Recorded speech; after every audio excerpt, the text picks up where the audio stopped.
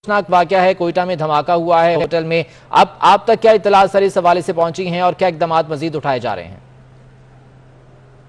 गाड़ी एक दाखिल हुई है, उसमें बॉम्ब था और पता नहीं डिवाइस से ब्लास्ट हुआ है या गाड़ी में कुछ था, ये अभी फैसला होना है।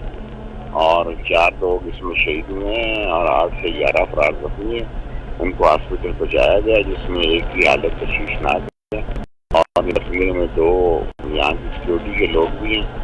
और ये गाड़ी की पार्किंग में पेश आया और होटल के अंदर या कोई बाहर उसको ऐसा नुकसान नहीं देता, कार पार्किंग में हुआ है।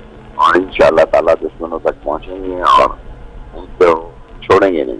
सर, कोयटा के हवाले से क्या कोई ऐसा खतरा मौजूद था? क्या वजारत दाखिला की जानिब से कोई अलर्ट इस हवाले से जारी हुआ था?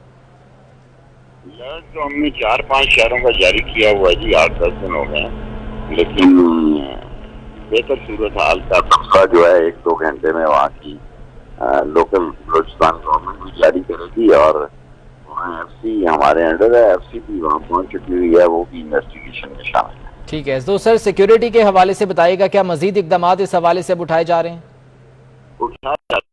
काफी ज्यादा सिक्योरिटी मेन शहरों में हमने लगाई है ताकि किसी बड़े हादसे से बचा जा सके। ठीक है, आपने कहा कि 3-4 अलर्ट जो है वो मुख्तलिफ शहरों को जारी किए गए। सर, मजीद कौन कौन से ऐसे शहर हैं जहाँ पर ऐसा खतरा वजारत दाखिला की जानिब से अलर्ट जारी किया गया? है लाहौर, रावलपिंडी और इस्लामाबाद और पेशावर। ठीक है, तो यहाँ पर क्या सिक्योरिटी के आप समझते हैं कि खातिर खा इक़दामात मौजूद है? जी कर रहे हैं, इंशाअल्लाह ताला कर रहे हैं। हमारी अजीम फौज है और हमारी अजीम एजेंसी है, वो लगी हुई है अपनी से इंशाअल्लाह। ठीक है, बहुत शुक्रिया।